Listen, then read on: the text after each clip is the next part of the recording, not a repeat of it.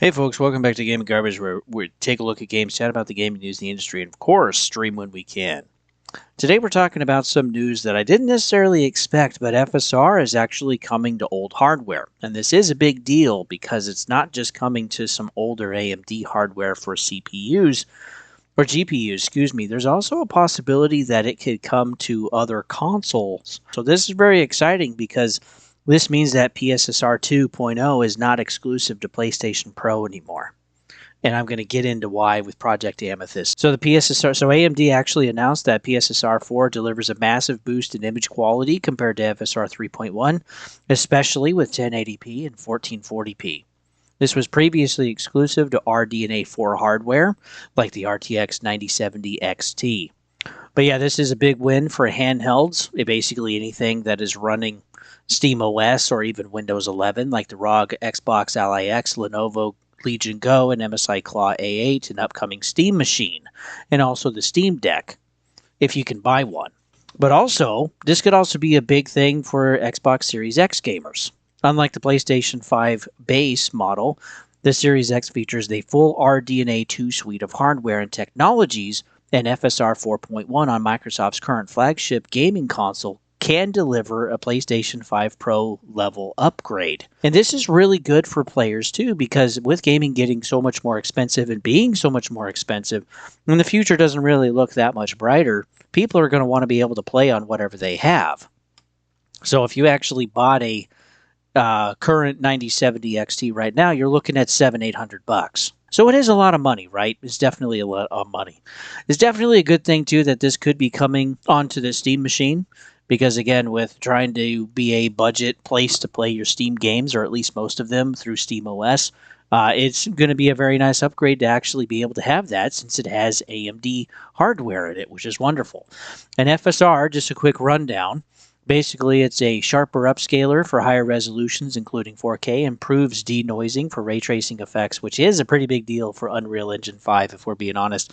And then an ultra performance mode, which is really optimized for smoother gameplay for older hardware.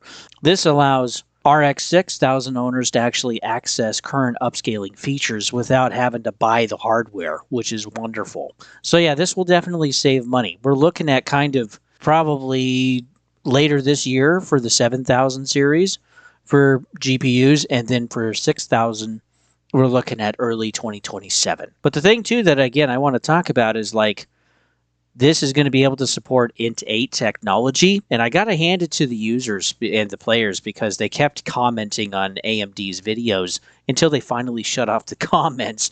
That's what Moore's Law is Dead was actually talking about on his channel when he was talking about this. But yeah, the Series X will be able to run this, probably not the Series S, because again, it needs a full suite of RDNA 2.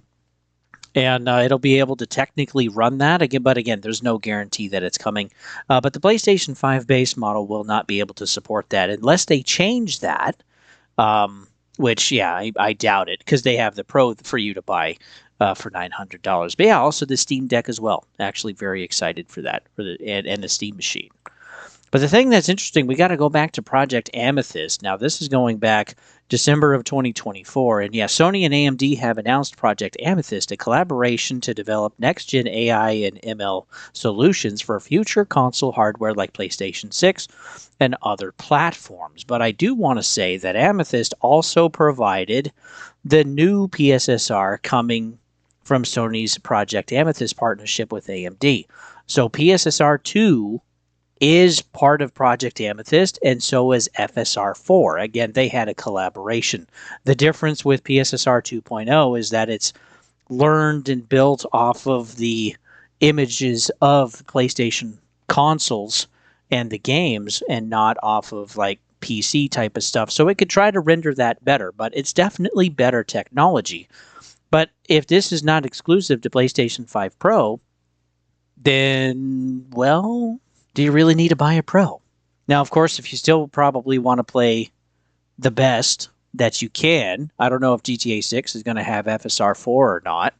We'll have to see. But again, that might actually be the best place to play if we're getting a release date in 2027, even with the 6000 series.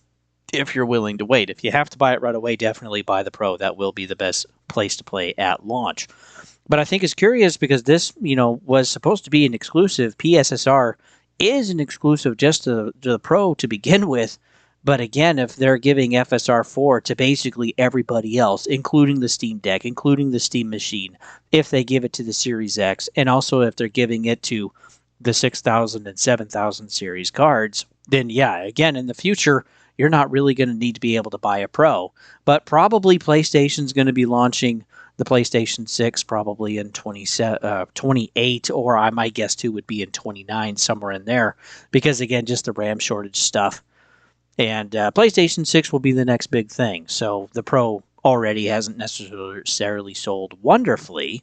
I think they wanted it to sell more than it did, but this is good news because ultimately, who wants to have to upgrade when you can just have an upscaler for free? And yeah, this is wonderful because again, if it can ultimately save you money, that's definitely a good move.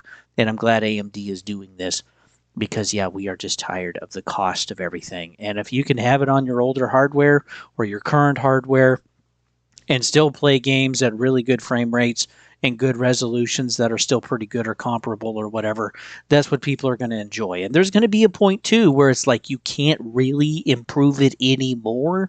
We're going to kind of max out graphics, and I already kind of think we're there. I just wanted to share that. I think that's very, very good news.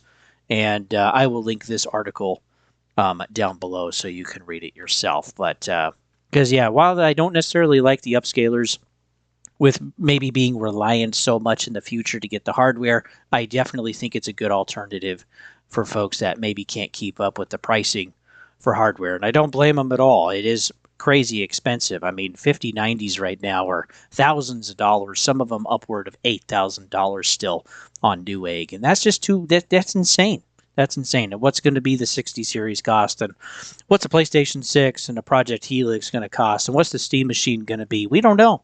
I mean, but either way, no matter where you're going, it's going to be expensive. So the fact that this is coming to older stuff, which I don't think they necessarily planned on this, but the user base is like, hey, you better do this. Put it on Int 8 hardware architecture, and that way we can actually still continue to play and enjoy our games. So that, folks, thanks for tuning in. You can always follow me and sub, all that jazz. If you do sub, definitely click on the bell for notifications. Otherwise, you will not be notified of future videos. Also, too, there's various content every week. So with that, folks, we'll see you guys on the next one.